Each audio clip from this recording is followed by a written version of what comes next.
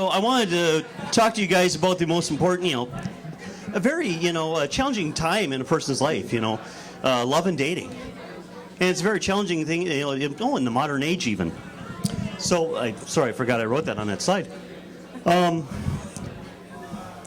Love and dating, it's the most challenging time in your life. You got all these emotions going, all this, blood pumping through your body.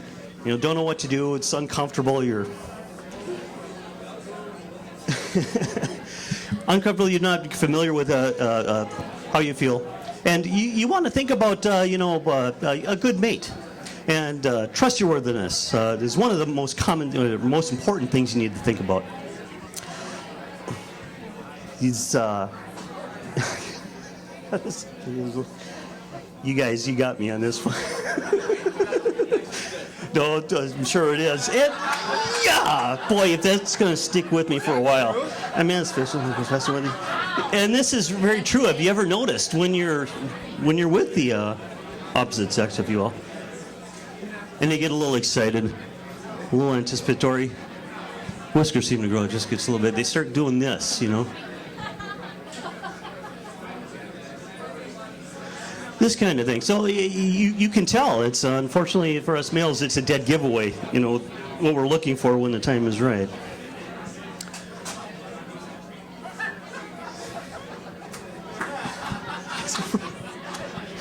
and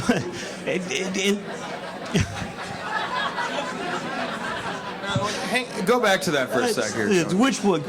Or Tony. I just called Craig Tony. Dear God, I'm confusing my Imation people. What I want to ask is this. The word anticipates is a little bit weird. That could either mean looks forward to, yes, or expects. And those are two different meanings, right? Rick, do you look forward to sex or do you expect it? Yes. And how else would you go down there? And that's for proper family planning. You got to think about these things early on. When you're 16, 18, you got to be thinking about how many piglets, how many of those little piglets are going to be stepping up to the trough that you're going to have to support while you're slaving away at that day job, 9 to 5 every day, doesn't change.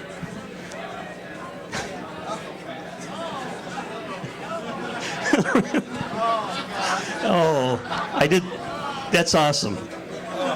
So this reminds me of cutlery in a way. I have this fondness for very good cutlery. Not for this reason, of course, but interesting. It's one of the things you want to think about planning for too. When you're planning to get married, you want to have some good stuff around the house, set up your kitchen properly. You want to make sure you've got good cutlery, quality stuff. Wow. It's just, okay.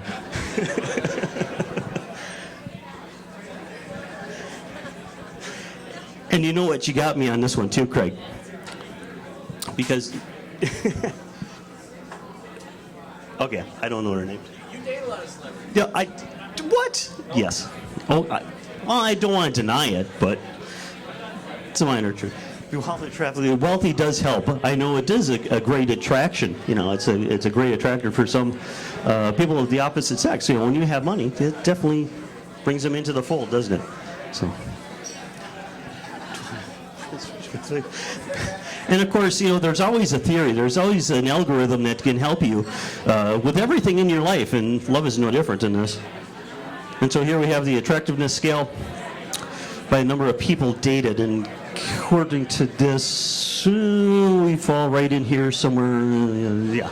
So 12 to 1 frog to prince ratio. And I always was rooting for the frog, by the way, because, always for the underdog. He's a good guy. Date 12 people before slick. I don't know that that's true, but what the heck.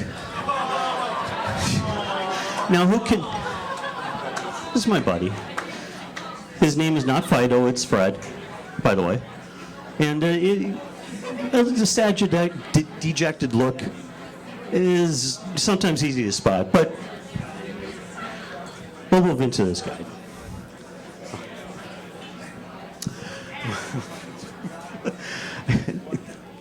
Okay. So, long-term relationships.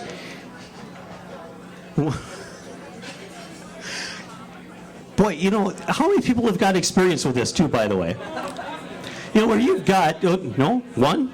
There can't be just one. All right, Jake. So Jake's got experience with this, and when you're in a relationship with other people, it's easy how much more you can attract the opposite sex. It just seemed to came out of the woodwork.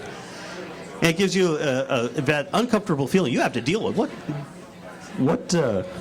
How do you deal with that? Online dating. Dope. Love that. Thank you.